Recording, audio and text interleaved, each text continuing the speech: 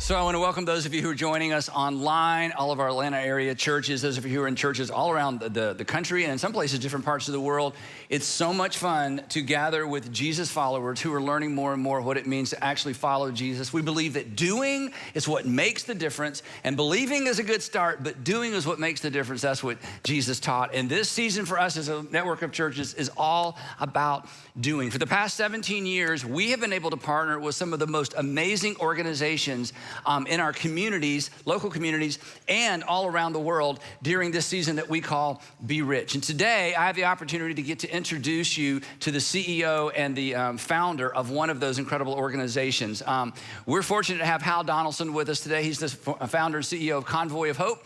Convoy has been a Be Rich partner for 5 years. They provide disaster relief in the U.S. and all around the world. And the thing I love, or one of the things I love about Convoy, is they show up quick and they don't leave until they are no longer needed. In the past few years, they've launched an international women's empowerment program that's amazing. Sandra and I are involved in. They have feeding centers, and they feeding programs for children in different countries of the world. They do agricultural initiatives. They do it all. And they have been a partner with us in a very strategic way, because when there's a disaster, especially in the United States, or even internationally, and people in our churches are like, we want to do something, how do we give? In the old days, we would collect funds and then send the funds to organizations, but now we channel those monies directly to Convoy of Hope because we trust them. They're an extraordinary partner. They're led by an extraordinary individual, and you are about to hear his story. But before Hal comes, I wanted to show you just a quick video to show you the scope and the scale of this incredible organization that many of you have been investing in and partnering with for some time and maybe didn't even know it. And for those of you who are about to begin, just wanted you to know what an amazing organization they are. So take a look at this. Maybe midnight or midday, never early, never late. He gon' stand by what he claimed, lived enough life to say, I heard your heart, I see your pain, out in the dark, out in the rain. It may be midnight or midday, he's never early, never late.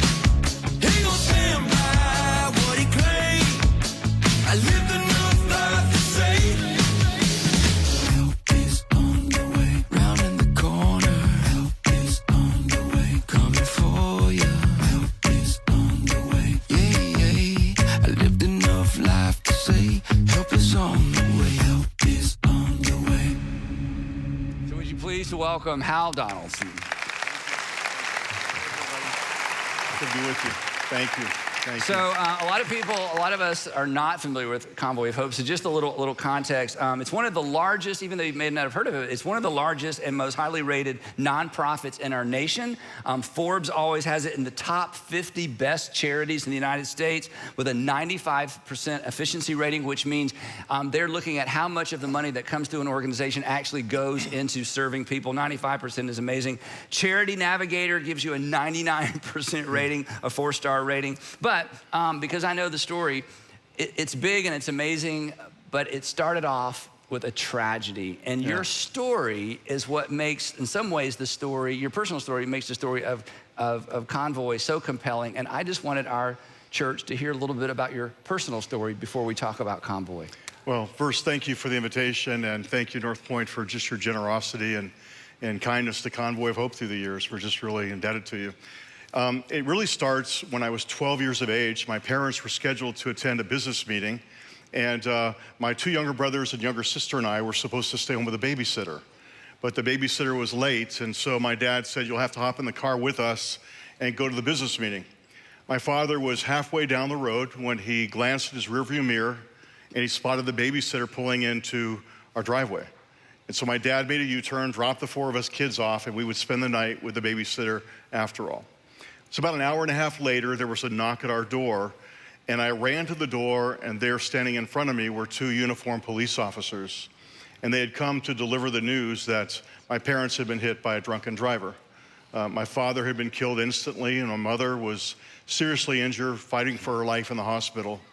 But Andy, I'll never forget that night, because a number of friends and neighbors began to gather in our front yard. And the police officer pulled me up on the porch, put his arm on my shoulder, and he addressed the crowd. He said, are there any family members or friends here who are willing to take the children home with them? If not, we'll take them downtown to the station. And that night, I'm sure it was just a matter of moments before someone responded, but for a kid, it felt like minutes. And finally, one young couple raised their hands, and their names are Bill and Levada Davis. And they said, we'll take them. Now, to be fair, I think they thought that they were signing up for like a 1 or 2 night sleepover. Right. But we ended up living with them for about a year. And all they owned was a small trailer. And so all 10 of us had kids of their own. And so we lived in that trailer for about a year. Wow. There weren't enough beds, and so we took turns sleeping on the floor. But the Davises, they drained their savings account. They sacrificed their privacy so 4 kids could have a home. Wow. Well, their generosity was amazing, but the story didn't necessarily get better from there because your mom was in the hospital. Yeah. Severely, I mean, you talk about that. That's part of the story. Yeah, my mom, because of the shards of glass from the windshield, her face was terribly scarred and scabbed. And so they wouldn't allow me to see my mother. Weeks passed. Finally, they let me go to the hospital. And Andy, I passed out when I looked at her because I couldn't believe that was my mother. Her hip was crushed, her ankle was crushed, and so she would limp, had a terrible limp the rest of her life. But those were some tough days. She recovered. She was able to get 2 part-time jobs, and so we were able to get a place of our own. But as a 12-year-old boy, I struggled. I just couldn't understand how a loving God could allow a father to be taken from 4 small children. And I couldn't comprehend how the man who hit them could walk out of jail 48 hours later. Meanwhile, our family was sentenced to a life of poverty. It just didn't seem fair to me. But one day, Bill Davis, who we had been living with in the trailer, he saw that I was struggling, and he came and he threw his arms over my shoulder, and he spoke these words. He said, Hal, listen to me. Don't allow the tragedy of your youth to become a lifelong excuse, because where you start in life doesn't have to dictate where you end. And those words were life-giving. Wow. Gave me hope. My parents didn't have insurance, and the man who hit them didn't have insurance. And so our family was forced to survive on welfare and food stamps. And there were many times that the cupboards were bare. And so we had to go to school without a sack lunch, and days we had to go to school with holes in our shoes and holes in our jeans. And friends, that's before it was cool to have holes in your jeans, you know? Yeah. Yeah, some very, very difficult days. And so, Andy, I know the shame of poverty. I lived it. But I also know the power of kindness, because people at our church, they wrapped their arms around my family, and they would come to our door week after week with bags of groceries. And people ask me all the time, well, what difference can a bag of groceries make, or a plate of food? Trust me, for a hungry kid, it makes all the difference in the world. Wow. Every time those bags would come to our door, it was like Christmas all over again. One time, a woman saw that I had holes in my shoes at church. And so she went to my mom and she asked permission to take me to Kenny's shoe store. Now, Kenny's, some of you will remember this. Back then, they had 3 pairs of sneakers. One for $2.99, one for $3.99, one for $4.99, right? I'm not talking about $299, $2.99. And so, all I'd ever known of the $2.99 pair. And so when we walked in Kenny's, I made a beeline to those shoes. But this particular day, this woman waved me over to the $4.99 pair.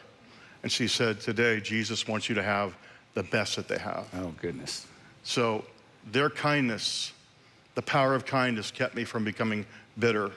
And I truly believe that in God's scheme, grand scheme of things, that he took my father's mangled automobile, and one day he would transform it into a fleet of Convoy of Hope trucks that would crisscross our country, offering help and hope to millions of people. Only God could do that. Amen.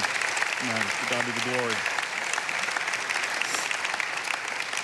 So, moving forward, that didn't happen quickly, and it wasn't even your intention. You weren't a little boy that suddenly had a vision for compassion for others. You're a little boy who's poor, and it wasn't unusual. You decided never again. And That's right. that sort of shaped the trajectory of your life, the poverty, more than compassion. Talk a little bit about how that transition happened. For sure. When you're raised poor, you begin a quest not to be poor anymore. And that was certainly the journey I was on. And I thought the best way to escape poverty was through education. And so I worked my way through college, earned several degrees, and I found myself in my 20s working as a writer.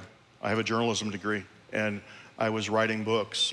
And one of those book projects took me to Calcutta, India, to write a book for some missionaries. And when I arrived, they said, well, we want you to interview someone for our book. And they took me to interview Mother Teresa, of all people. And you were how old? 29. 29, yeah. okay. And in the course of the interview, she turned the tables on me. She said, young man, let me ask you a question. What are you doing to help the poor and the suffering? And I figured it was probably not a good idea to lie to Mother Teresa. Yeah, I told her the truth. I just said, I'm really not doing much of anything. Mm-hmm. And she kindly said, well, everyone can do something. Just do the next kind thing that God puts in front of you. And as you can imagine, those words were haunting for me. Mm. And I remember going back to my hotel, which was a very nice hotel, surrounded by poverty, but a nice hotel.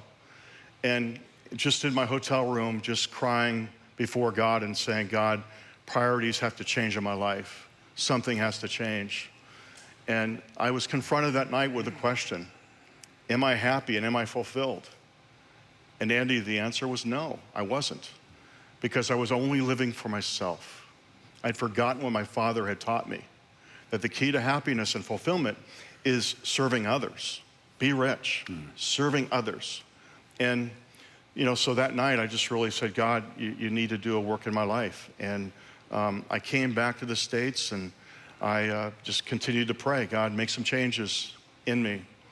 And I felt one day compelled to do something quite unusual, to travel to 8 cities and to live in the streets for 3 days and 3 nights. And before you tell more of the story, you were already married. Yes. Yes, yes. Amazing woman. So tell us about that conversation. Honey, I feel compelled. Well, yeah. I did, and I haven't shared this a lot, but she can validate it. She said, are you sure? You look like you belong on Mayberry RFD. Andy and you're going to go show. live on the streets. You're going to go live on the streets. And I said, I'm just so confident that I'm supposed to do it, that I believe that God is going to supernaturally provide the resources to do it. And he did. I was sitting down with a man I was discipling, and he just asked me, a new Christian, he just asked me, he said, Hal, is God telling you to do something? Again, brand new Christian. I said, yeah, he is. He said, well, I'm supposed to pay for it. And right then and there, he took out his checkbook and he wrote out a check to cover all the expenses. And which cities did you go to? I went to Atlanta, Miami, DC, New York, Chicago, Detroit, major cities, and lived in the streets for 3 days and 3 nights, along with friends. I didn't go alone. And I had a hidden tape recorder. So I had interviews with drug addicts and gang members, prostitutes, runaways, and the homeless. I went places I never thought I would go. I went to crack houses and jail cells and seedy bars and et cetera, et cetera. And all I can tell you is that as I saw the underbelly of America, God truly broke my heart. He broke my heart. And I like to say that I believe God had to do a work in my heart before he could do a work through my hands. And I came back from one of those trips, and I had to do something. And so we took $300 and we bought groceries and we loaded up a pickup truck and we went into the migrant farm workers part of Northern California. And we began passing out groceries to the migrant farm workers, telling them Jesus loved them, we love them, and there was a church right down the street that loved them too. And that really was the start of Convoy of Hope 29 years ago. And since that time, we've now been able to serve and share the love of Jesus with over 200 million people around the world. Goodness. I give you glory. Thank you. Thank you. Thank you. That was 29 years ago. It is, and another thing I'll add is that I really felt compelled to also start the feeding program. And because I really felt like we were supposed to be feeding 1 million children every day. so they could wake up every morning knowing they have access to food and clean drinking water, and no longer scavenging off of garbage heaps, and no longer begging in the streets and sniffing glue to take away their hunger. And God blessed that as well. That's grown from just hundreds to now every single day we're feeding 530,000 children around the world. Yeah, to God be the glory. Thank you. Thank you. So behind all that is an amazing organization, and we've had opportunity to see some of that organization and meet some of the most amazing people.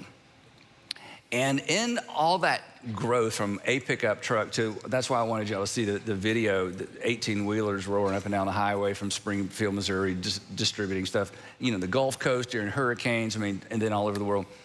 You experienced, you discovered something about momentum. And every business owner and everybody in business, marketplace leaders, a momentum is really our best friend. When you have momentum, you look way smarter than you actually are, right? It may just be the economy or luck, but it feels great.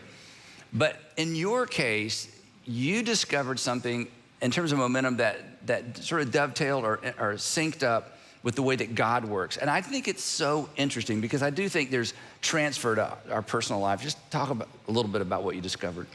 Certainly in the early days, probably the first decade, I thought that we could create momentum by simply tweaking the organization and with minor changes, we could create it.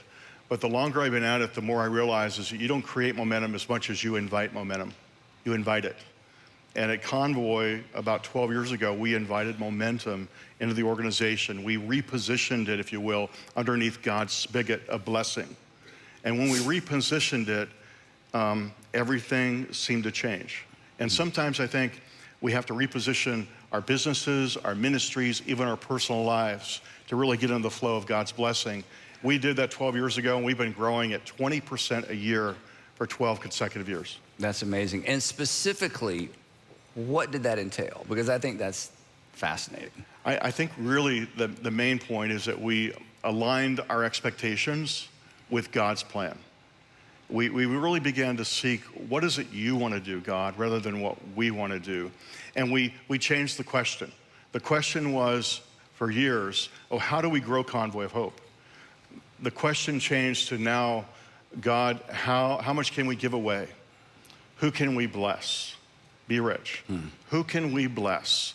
And so instead of building another charity, it's how do we empower the church and become a channel of blessing to the church? And we recommitted ourselves to linking up with the local church. Everything Convoy of Hope does in the United States and around the world is in partnership with local churches. The thing that has been so motivating to me as a leader and as a pastor is, as organizations mature, there's a shift that happens. When you had a pickup truck full of groceries, there wasn't much to protect, right? There wasn't a lot of risk. You weren't trying to protect anything. There was nothing to protect. Now that you're an international organization, a huge organization, the temptation is always, we have to protect our asset. We have to protect. And then people begin to close their hands around this. And that decision those years ago, as I've heard you tell this story, was really kind of your way of saying it, no, we're not here to protect anything. Right. That's right. And consequently, it really, the wider our hands are open, the more God can put in our hands. And I just, even as a leader, that's so motivating to me. Now, that kind of dovetails into what I think is one of the most fascinating things.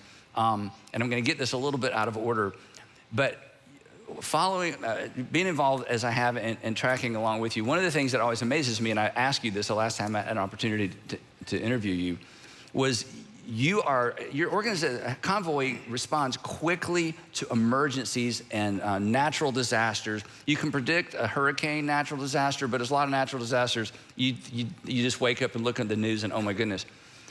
You're always so quick. So my question was always, how do you budget for a natural disaster? How do you budget for an emergency? And so my thought was, well, they must just hoard millions of dollars waiting for the next earthquake, like what's happened in Morocco. We'll talk about that in a minute.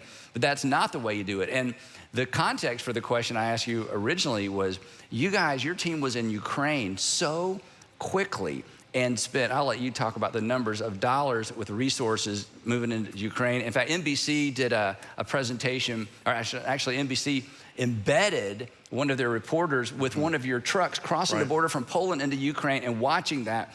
It was amazing, but I was thinking, you responded so quickly. How do you budget for something unpredictable like that? That's a long question, but. Yeah, so, you know, we really believe in the importance of humility and reliance on God. I mean, that's kind of one of our core values. We're going to rely on God. And so we don't budget for disasters. We don't. When we deploy our relief teams, they're told to go and meet as many needs as they possibly can. We want to be driven by need, not money, okay? And so in the case of Ukraine, we sent the word out that we were on the ground, and people responded. More than $30 million was given. Think about that. $30 million was given very quickly. Yeah. Yes. And Convoy of Hope has been able to take that $30 million and translate it into $60 million worth of aid that has reached Ukraine. We're working with 350 churches. In country? In country, wow. Yes. And so they're like compassion hubs. And there are distribution points, if you will. And so we've been able to work with them to just make a difference in their communities. And when this war is over, people are going to be able to look to the church as their solution, if you will. Yeah, watching the video and just the interview with the truck driver and then unloading those crate after crate after crate of water and goods, it's amazing. You were in Maui quickly. Yeah. I looked on the website yesterday. You're already, somehow you're in Morocco already. Can you talk a little bit about that? Because I asked you backstage, like, really? I mean, this just happened, but it's almost like you anticipated this. Well, we've been working in Morocco for a number of years. And so we had the relationships on the ground, and by using airlifts, and we have containers that are on their way across the Atlantic. And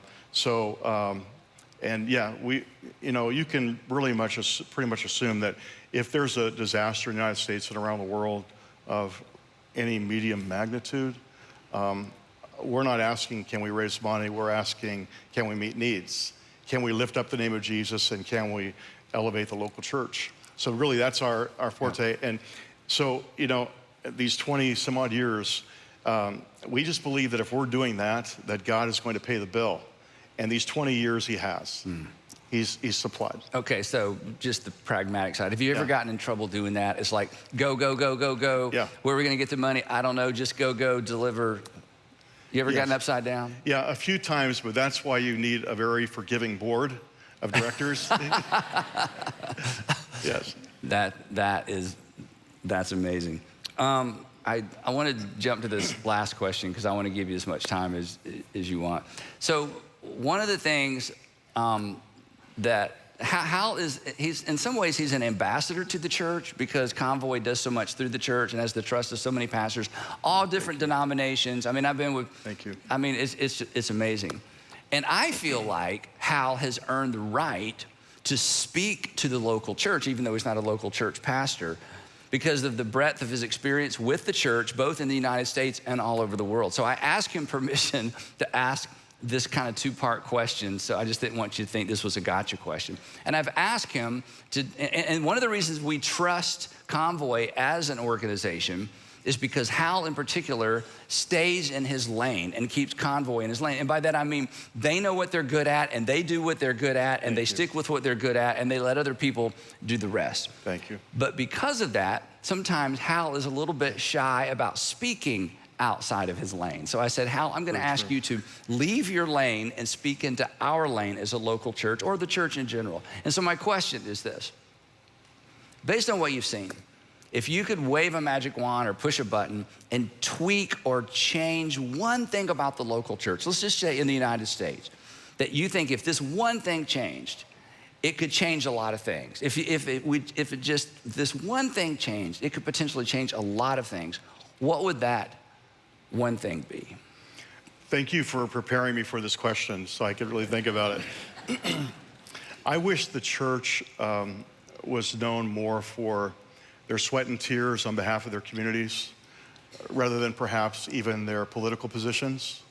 I'm not one that believes that we need to divorce ourselves from the political arena, But neither do I believe we should be sacrificing eternal impact for short-term political gains. I don't.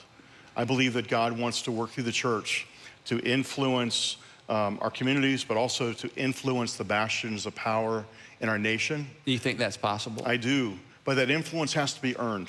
It has to be earned, and it's earned through the sweat and tears on behalf of our communities.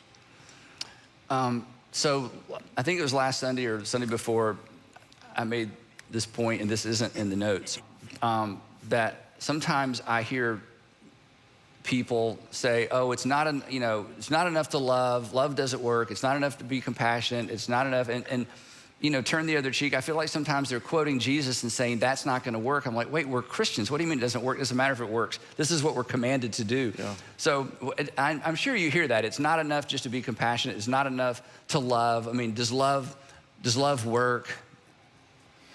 I've traveled all over the world, and I have to tell you, I've never seen love fail. Not once. I've never seen it happen. And I think when you look at the life of Jesus, a lot of people today, I think they are pointing to Jesus and they say, well, he turned over the tables of the money changers. And he demonstrated some other compassionate activities, but he demonstrated, just at times a holy anger. Mm-hmm. But if you look at the New Testament, every time that he demonstrated holy anger, it's followed by an act of compassion. Every time. Mm. And today, what I see is some believers, it's rage upon rage upon rage. That's not how Jesus responded. Jesus, it was compassion, followed by holy anger, justified, followed by compassion and holy anger. There was a rhythm to it. Mm. And so today, I hope that the church is known more for its compassion than its rage. Wow. Well, you've certainly given the church an opportunity to channel their compassion in a significant and extraordinary way. Any last thoughts? Well, I know we're very excited about coming to Atlanta, and oh yeah, we didn't talk about that. We didn't talk about that. Oh yeah, because one of the challenges is their distribution center, their hub is in Springfield. So Georgia, this is kind of cool. Georgia companies in Georgia have been very generous in the past with gift cards and with actual product. Mm-hmm. So what happens is they send their trucks down, load them up, have to go back to Springfield. So you're going to build a distribution center here in Atlanta, so that when there's stuff that happens in the Gulf, the Gulf Coast, you're able to talk a little bit about it. That's kind of cool. Yeah, I mean, the Home Depots, the Coca-Colas, the Cloroxes of this community have been so generous to us. And so for a long time we thought, well, we are really benefiting from their generosity. What if we had a distribution here so that we're helping the people here, but also helping the people in the Southeast? It will enable us to respond to disasters so much more quickly. Whenever there's a hurricane, we actually stage right here in Atlanta our trucks. That dozen trucks will be staged right here in Atlanta, and then when we know when the hurricane, where it hits, we rush in, but from Atlanta. So it just seems to make a lot more sense for us to be here. And I was able to connect Hal with a couple of gentlemen from our church to help find some space and some warehouse space. So we're super, super excited about that. And, if there's anybody here or listening that'd like to make a significant contribution to help get that thing built, that would be, you can just bypass us and just go straight to Hal because it's going to be a big investment. But ultimately, it pays you back because you're not having to transport things unnecessarily. So that's so we're opening up a distribution center on the West Coast in 2 weeks, and we hope to make this happen within the next 12. Wow. Yeah. Anything else?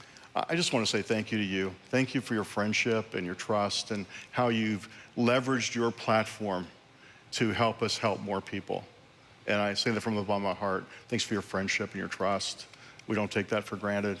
And I want to say thank you to North Point and your network of churches. Thank you so much for your generosity.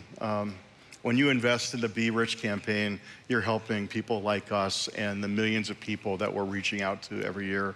And so just a big thank you. Thank you so much. We're so grateful. Thank you, Hal.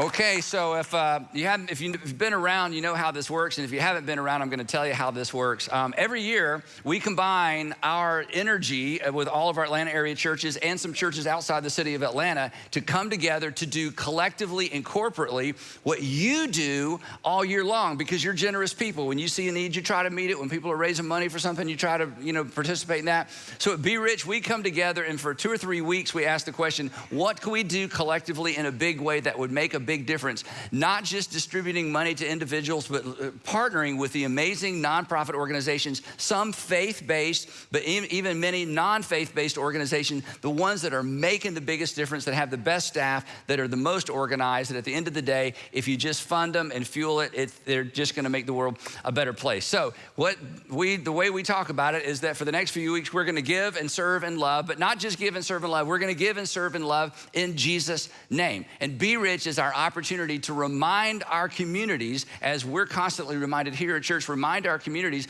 that everybody, right?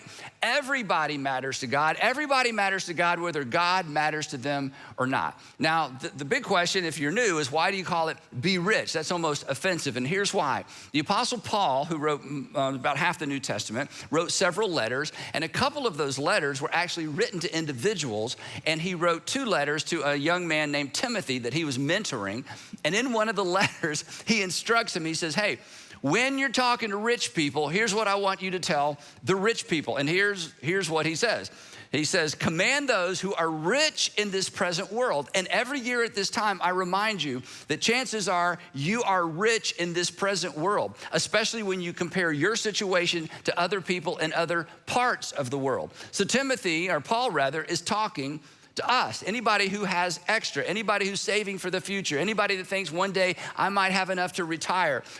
Within the context of the world economy, that makes most of us, if not all of us, rich. And so Paul says this, Timothy, tell those people who are rich in this present world to do good, because they're gonna be tempted to not do good because they don't have to do good. And here's our phrase, and to be rich. To be rich in good deeds, and to be rich in terms of generosity, and to be willing to share. So we just snagged this little phrase, and we call this our Be Rich campaign. We wanna be good at being rich, because most of us, compared to a lot of people, are in fact rich. Now, the reason you don't feel rich is because you know people who are richer, and you live in the world of There's big-er and pretty-er and skinny-er and high-er and faster and shiny-er. So none of us feel rich. And that's okay not to feel rich. You are, because you and I, we have extra. And this is our opportunity to bring some of our extra together to do something extraordinary in our community. So when it comes to Be Rich, we do not set a financial goal. We don't try to raise in a certain amount of money. We have a participation goal. And our participation goal is simple. It's 100% participation. We want everybody to participate. We're asking 100% of you to give, and then we are going to give 100% of it away. There's no shipping cost, there's no handling cost, there's no administrative cost. Our churches are large enough, we handle all those costs and expenses internally, and 100% of what is given to Be Rich, 100% of it is given away to these extraordinary organizations that we have vetted ahead of time. We went to these organizations and said, what would help you to go further faster? What would help you serve your people better? If you had a wish list, just give us your wish list. We're gonna do our best to raise enough money to help your dreams come true, because you're the experts in what you do, and we don't want to replicate services that you're already doing well in our communities. And the good news is, in spite of inflation, the cost for Be Rich and the request for Be Rich has not gone up. We're still asking everybody to give the same amount we have since 2007, which is, and let's just say it all together, a one-time gift of $39.95, that's it. We want everybody to give a one-time gift of $39.95, and if everybody in the Atlanta area, in our Atlanta area churches does this, today, and I hope it's today, we're gonna raise about $1.4 million or $1.5 million. If everybody in our network of churches does that today and gives at that level, we'll raise almost $2.5 million. And this covers 58 really large projects for these amazing organizations. But We have vetted several $1 million more of projects just in case things get out of hand. Because every year when I ask for $39.95 and we're not gonna raise the request, many of you realize, $39.95, I won't even miss that, and you add a zero. And some of you add 2 zeros. And every once in a while, somebody adds 3 zeros. And here's why I would encourage you to consider that. Because we have already vetted these organizations. They are great organizations. We work with them all year long. Some of you volunteer in these organizations. So I hope this year's Be Rich is gonna be bigger than ever. And here's what we're gonna do with some of that money. We're gonna help these partners with operating costs, program expenses, staffing costs, capital expenses, technology solutions, and transportation. And here's why this is important. Any of you most of us who have jobs, you understand it's the behind the scenes stuff that's so expensive at times, and your customers, if you're in sales, your customers don't see all the behind the scenes stuff, but you gotta have that in order to have a product to sell. Well, the same is true in nonprofit world. Nonprofits love to help families and love to help children, love to create furniture and love to fix things and love to go into the communities and do things. But there's an office behind that. There's an organization behind that. There's administrative costs behind that. And because we're aware of that, we love to go in and help fund the things that the individuals who give to those organizations don't necessarily want to give to. So operating costs, program expenses. Program expenses are so important because these amazing nonprofits are creative and they're constantly coming up with new things to do. But if they're not in the budget, they're not funded, and we're able to come along and say, you know what? You wanna do something new? Do it. We've already raised the money for you. Staffing costs. Organizations are like, if only we had another, if only, hey, you start interviewing, we're gonna raise the money. Technology solutions are so expensive, most nonprofits can't afford full-time IT people, but we come in along behind them and say, we're gonna help you fund those IT solutions. So this is strategic giving. These are game changers, honestly, game changers for these organizations. And ultimately, they're life changers for the people that they serve. So this is very, very strategic giving. That's why we're so excited about it. Jesus was clear about this, and we talk about it at our churches all the time, right?